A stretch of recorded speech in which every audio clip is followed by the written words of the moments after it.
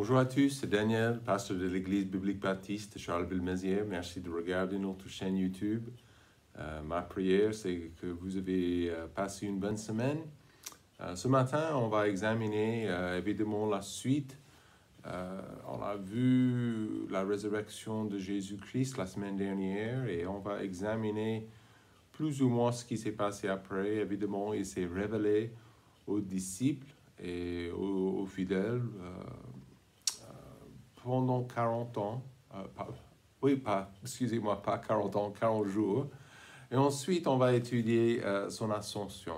Ici, les Actes chapitre 1, les Actes 1, verset 1. La Bible dit « J'ai fait mon premier livre à Théophile sur toutes les choses que Jésus a faites et enseignées depuis le commencement, jusqu'au jour où il fut élevé dans le ciel, après avoir donné ses ordres par le Saint-Esprit aux apôtres qu'il avait choisis, auxquels aussi, après avoir souffert, il se montra encore vivant et leur en donna plusieurs preuves, leur apparaissant pendant 40 jours et leur parlant de ce qui regarde le royaume de Dieu. Et les ayant assemblés, il leur commanda de ne point s'éloigner de Jérusalem, mais d'y attendre la promesse du Père, laquelle, dit-il, vous avez entendu de moi. Ce qu'en vérité Jean a baptisé d'eau, mais que vous serez baptisés du Saint-Esprit dans peu de jours. Eux donc, étant assemblés, interrogés en disant, Seigneur, sera en ce temps que tu rétabliras le royaume d'Israël? Mais il leur dit, ce n'est pas à vous de savoir les temps ou les moments que le Père a fixés de sa propre autorité, mais vous recevrez la puissance du Saint-Esprit qui viendra sur vous, et vous me servirez de témoin tant à Jérusalem que dans toute la Judée et la Samarie et jusqu'aux extrémités de la terre. Et après qu'il eut dit ces paroles, il fut élevé pendant qu'il le regardait, et une nuée le déroba à leurs yeux. Et comme ils avaient les yeux attachés au ciel, pendant qu'ils sont allés, deux hommes se présentèrent à eux en vêtements blancs, et leur dit, Hommes Galiléens, pourquoi vous tenez là à regarder au ciel? Ce Jésus qui a été enlevé d'avec vous dans le ciel reviendra dans la même manière que vous l'avez vu monter au ciel. Est-ce qu'on peut prier? Cher Père Céleste, merci de ta fidélité, merci pour la précision de ce passage, comme ça nous aide beaucoup pour notre avenir, Père. Certainement, ça c'était un peu compliqué pour les disciples. Le Seigneur vient de partir et voilà, c'était un peu compliqué par certains, mais c'était juste pour attendre. Et ton esprit est arrivé. Donc, je te prie que ton esprit ouvre nos cœurs, qu'il nous aide à comprendre ta parole. Bénis ce passage à nos vies, Père. Au nom de Jésus, nous prions. Amen. Évidemment, nous avons déjà vu la crucifixion, le spectacle de la croix il y a 2 semaines. Nous avons vu comment certainement les forces sataniques, les puissances, les démons, ils étaient énormément contents quand Jésus a été cloué à la croix, mais Jésus les a battus, franchement. Ils ont été vaincus à la croix. Et certainement, avec la résurrection, il a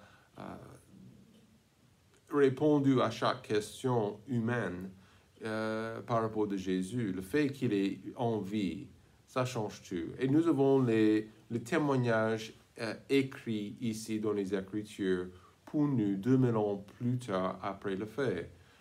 Et il n'y a pas de contradiction, il y a énormément de clarté par rapport à ces événements. Jésus est en vie toujours. Et ses disciples, ils l'ont vu, la Bible dit, plusieurs preuves, verset 3 nous dit, et ses disciples n'étaient pas seuls. La Bible dit aussi en 1 Corinthiens qu'il y avait, si je ne me trompe pas, des centaines de personnes qui ont vu Christ après sa résurrection. Donc, c'était bien validé. Mais nous avons maintenant, Christ, il s'est préparé, il a essayé de préparer ses fidèles aussi pour son départ. C'était imminent et en fait, pensons à la vie de Jésus. Aucune autre vie dans l'histoire humaine était aussi importante que la sienne. C'est parce qu'il était le Fils de Dieu, il était l'agneau de Dieu qui est venu pour ôter les péchés du monde. Pourquoi? Parce qu'il était le seul sauveur. Il est hyper important, plus important, parce qu'il est le seul sauveur et le seul sacrifice pour nos péchés. Paul, il a dit en 1 Timothée chapitre 2, verset 5, il a dit « Car il y a un seul Dieu et un seul médiateur entre Dieu et les hommes, Jésus-Christ homme, qui s'est donné lui-même en rançon pour tous. » Donc, sa vie, sa crucifixion, sa mort était le paiement pour nos péchés. Et on a déjà vu ça. Mais c'est clair qu'il y a certains gens, certaines personnes qui changent la direction de l'histoire. Vous imaginez une vie sans avoir l'électricité à l'intérieur de nos demeures. Donc ça serait un peu difficile. Vous imaginez la vie sans l'eau propre, okay? L'eau potable. Donc il y a toujours des lieux dans le monde sans l'eau potable. Et imaginez les choses, les avancements, les médicaments que nous pouvons trouver dans les pharmacies, les avancements. Et bon, je pense que je suis basketteur et je pense à pendant ma jeunesse, Michael Jordan, qui est devenu le plus grand sportif, le plus grand basketteur dans le monde entier. Et il est devenu champion les années 80. Il a lutté avec une équipe de Detroit. Et en fait, c'était un peu compliqué, mais au fur et à mesure, il les a battus. Et il a gagné le titre de champion. Hein. Mais il a changé le sport, en fait. Hein. C'était un homme extraordinaire, un homme un homme de business, un homme d'affaires aussi. Mais il a changé le sport de basket. C'est un sport global maintenant. Mais Jésus, vraiment, dans une manière beaucoup plus grande que ça, il a changé la direction de l'humanité. Il a changé aussi notre monde. Seulement le Fils unique de Dieu peut changer maintenant une vie ou un destin. Nous avons tous des gens qui pratiquent leur religion, qui pratiquent toutes sortes des prières, des gestes pour essayer de gagner la faveur de Dieu. Mais ne cherchez pas une religion, ne cherchez pas une meilleure conduite pour satisfaire à Dieu, mais pour gagner la faveur de Dieu. Si vous ne passez pas par Jésus-Christ pour votre salut éternel, alors vous êtes perdus. Et ce n'est pas moi qui dis ça, c'est Jésus qui dit ça. Jésus a dit même en Jean 14, 6, le verset classique, Jésus lui dit, « Je suis le chemin, la vérité et la vie. Personne ne vient au Père que par moi. » Ce n'est pas par le pape, ce n'est pas par les bonnes œuvres, ce n'est pas par un baptême, par une église quelque part. Donc, plusieurs fois, Jésus, on a déjà vu, il s'est révélé aux disciples, aux fidèles, pour les encourager. Pour les motiver aussi. Donc, vous savez, je ne sais pas pour vous, des fois, rarement, nous sommes vraiment motivés. OK? On n'a pas envie de se lever pour aller au boulot. On n'a pas envie de ranger la chambre ou nettoyer la maison. Vous comprenez ce que je dis. C'est difficile des fois pour nous de nous motiver pour faire quoi que ce soit. Donc, il est Jésus dans les passages ici, les actes 1, et aussi dans les autres passages à la fin des évangiles, Matthieu, Marc, Luc et Jean. Ce leader, ce sauveur, ce Seigneur, il a essayé de préparer les siens pour quelque chose, énorme. Et c'était quoi ça exactement? Et on va voir, mais certainement, il les a laissés ici-bas. Ces hommes étaient sauvés, aussi sauvés que vous, aussi sauvés que moi. Mais ces hommes étaient laissés ici dans le monde pour faire quelque chose.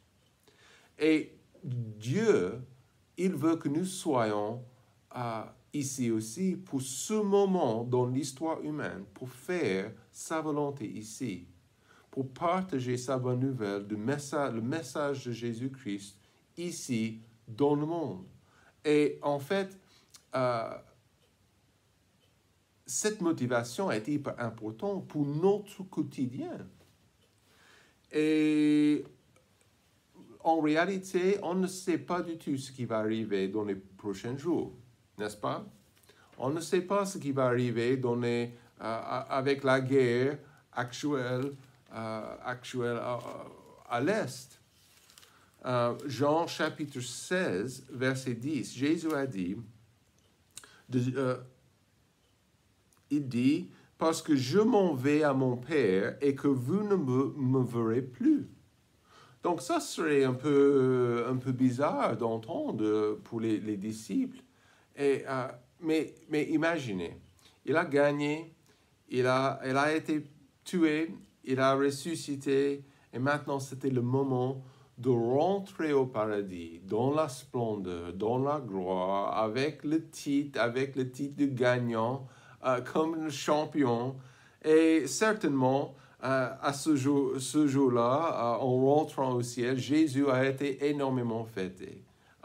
Quelle gloire, quelle fête! Le Fils unique de Dieu qui est parti, qui a été cruellement traité par les siens, par les Juifs, il est rentré au paradis. Philippiens 2, verset 9, c'est pourquoi aussi Dieu l'a souverainement élevé et lui a donné un nom qui est au-dessus de tout nom, afin qu'au nom de Jésus, tout ce qui est dans les cieux, sur la terre, sous la terre fléchisse le genou, et toute langue confesse que Jésus-Christ est le Seigneur, à la gloire de Dieu le Père. Donc, Amen.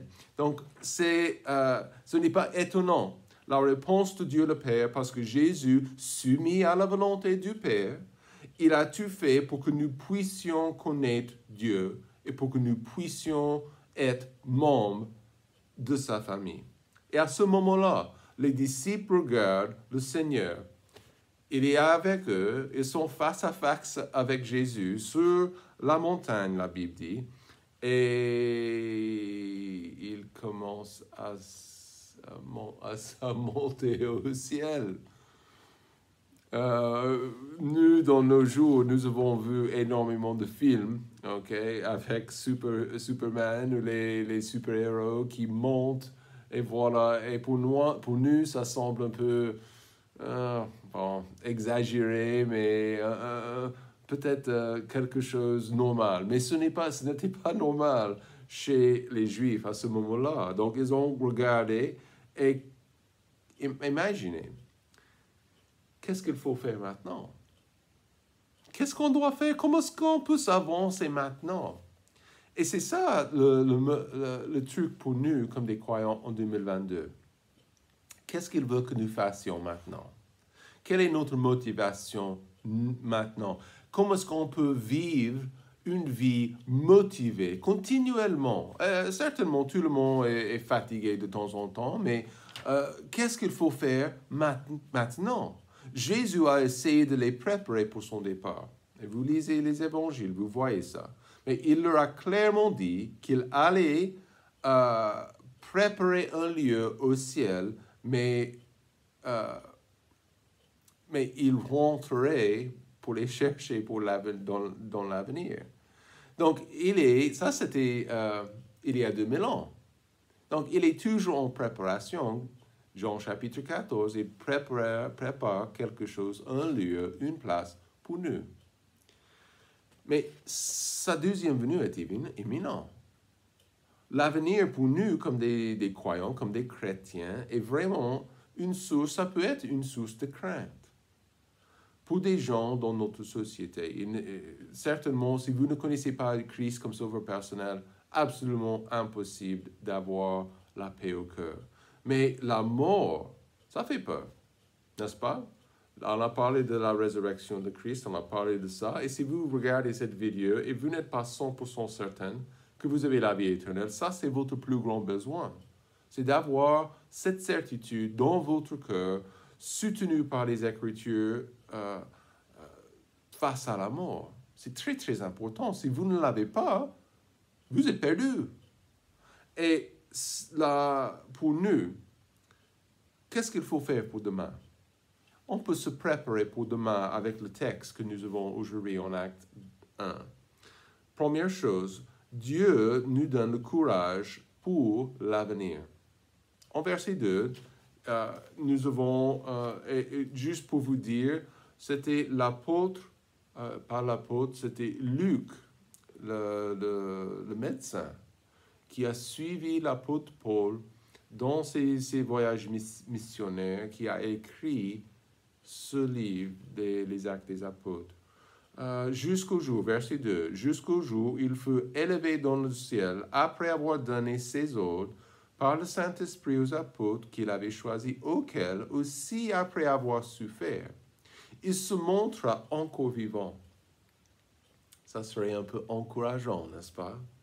Et leur en donna plusieurs preuves, leur apparaissant pendant 40 jours. Il a mangé avec eux, il s'est révélé avec eux.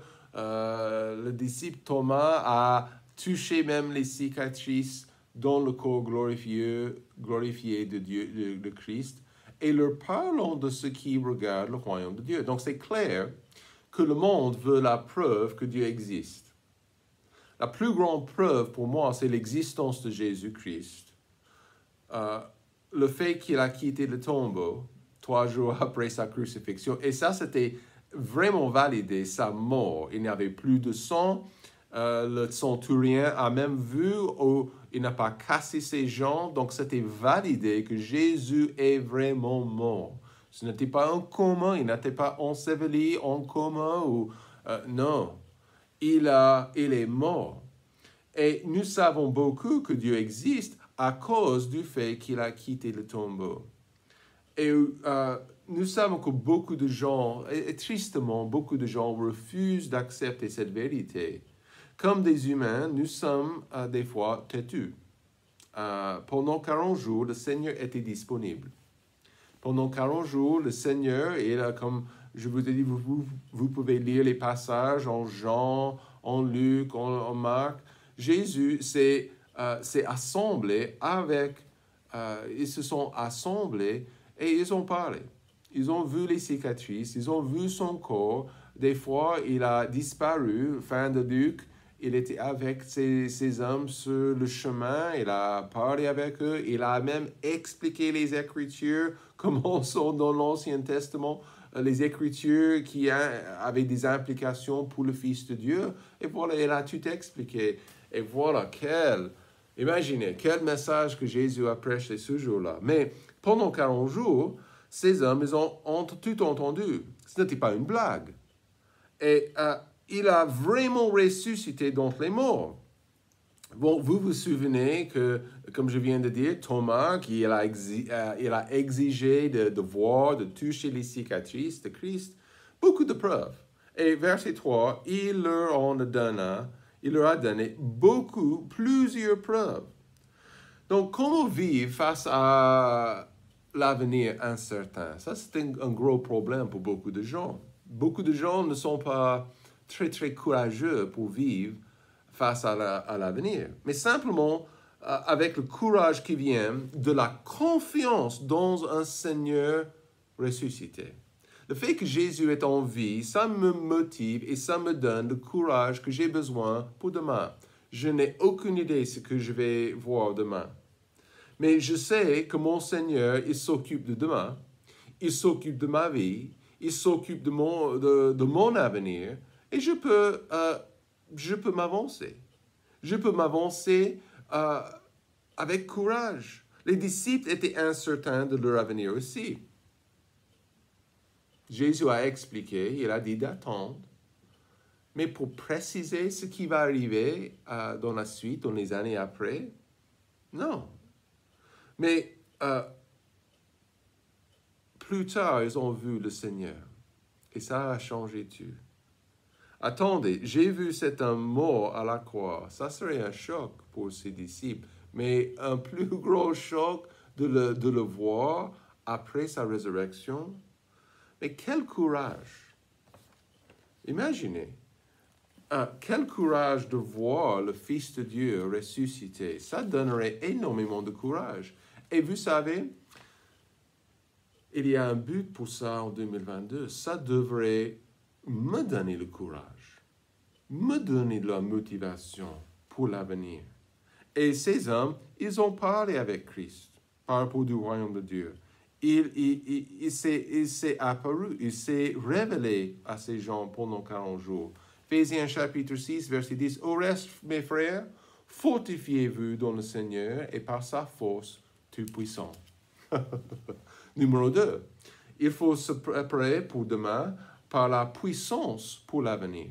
Numéro 4, nous avons, et les ayant assemblés, il leur commanda de ne point s'éloigner de Jérusalem. OK. Mais d'y attendre la promesse du Père, laquelle, dit-il, vous avez entendu de moi, c'est qu'en vérité Jean a baptisé d'eau, mais que vous serez baptisés du Saint-Esprit dans peu de jours. Ça serait quelque chose un peu mystérieux, mais c'est quelque chose béni par le Seigneur.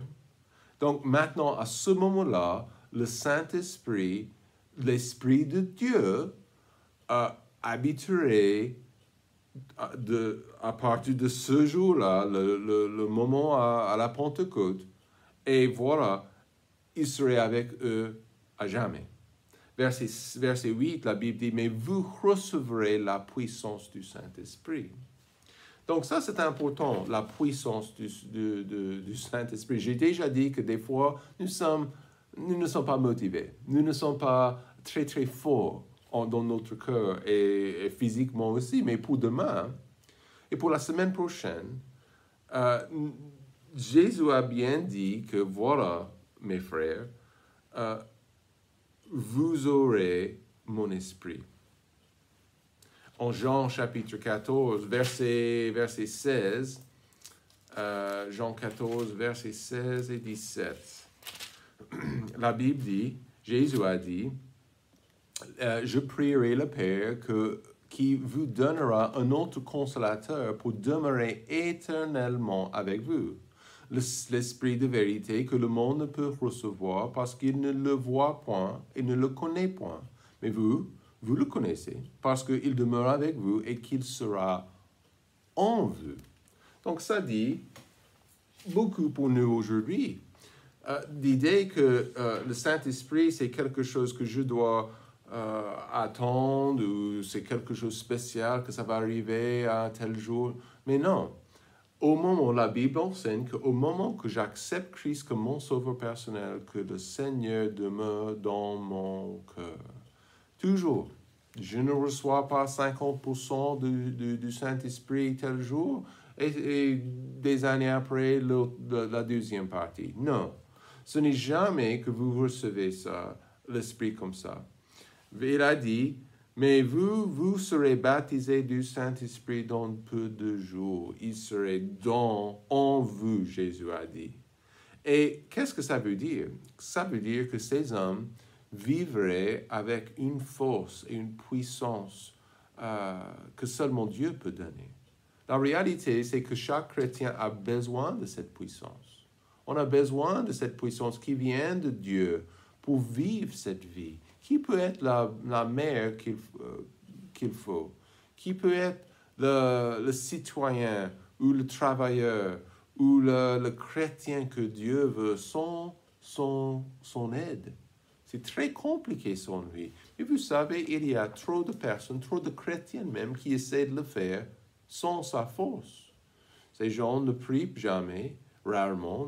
Ces gens n'assistent jamais à l'église. Ces gens ne sont pas dans les Écritures en train de lire. Et c'est triste. C'est bien de s'avancer. Comptons sur les promesses de Dieu aussi. Comptons sur sa force.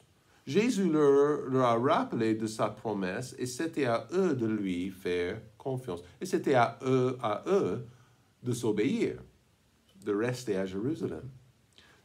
Troisième chose, il faut se préparer pour l'avenir à cause de notre objectif, notre but.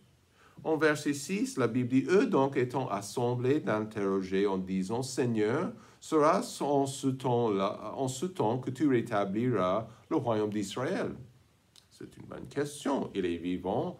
Est-ce qu'il va établir ce royaume physique, ce royaume spirituel? Ok? Mais il leur dit, ce n'est pas à vous de savoir les temps ou les moments que le Père a fixés de sa propre autorité. Maintenant, il commence à comprendre son but pour eux et pour Israël. La Bible explique que les Juifs sont le peuple choisi de Dieu. Il les a bénis, mais ils se sont rebellés beaucoup contre lui. Ils ont demandé par rapport de son royaume, de son timing, mais il a dit clairement, ce n'est pas tellement important, servez-moi. Faites ma volonté. Et il a dit en verset 8, et vous me servirez de témoin. Tant à Jérusalem, ça commencerait à Jérusalem, que dans toute la Judée et la Samarie, et jusqu'aux extrémités de la terre, en France maintenant. Okay? Quel est le but de notre avenir? Quel est notre objectif dans cette petite vie que j'ai, ces années qui est ma vie?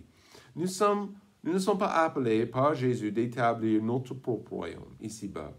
Nous vivons pour l'éternité. Nous sommes appelés à servir. Nous sommes appelés à s'aimer la bonne nouvelle, de témoigner de ce que Christ a fait dans nos vies et dans nos cœurs. Donc, nous sommes appelés comme des croyants à faire des sacrifices. Donc, en France, on doit faire quelque chose pour que le monde connaisse Jésus-Christ. OK? Qu'est-ce que nous pouvons laisser tomber pour Dieu? Beaucoup. Les intérêts, bon, beaucoup de choses dans nos vies, ça ne compte pas pour l'éternité. Est-il quelque chose dans nos vies qui n'est pas du tout important en vue de l'éternité? Enlevez-le de votre programme. Et nous sommes appelés aussi à témoigner. Vous avez quelqu'un dans votre vie qui a besoin d'entendre la bonne nouvelle et ce que Christ a fait dans votre vie. Est-ce que vous êtes prêts? Est-ce que vous êtes préparés de faire quelque chose, de dire quelque chose?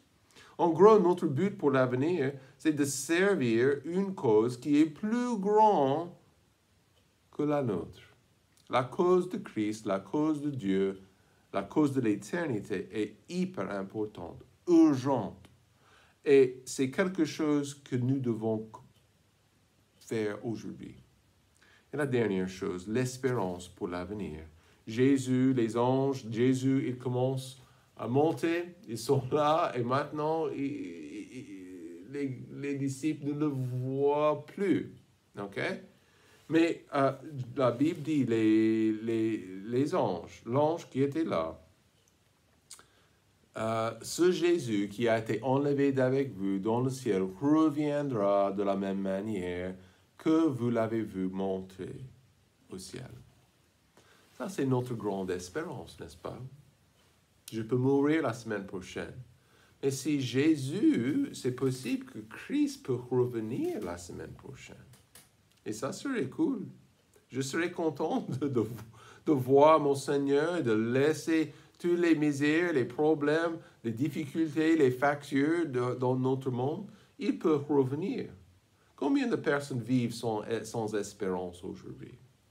Combien de personnes vivent sans aucune certitude pour demain? Mais nous, comme des croyants, nous sommes différents. Nous devrions être différents. Jésus a tout changé. Il a préparé notre avenir. Notre avenir, votre avenir est bien dans ses mains.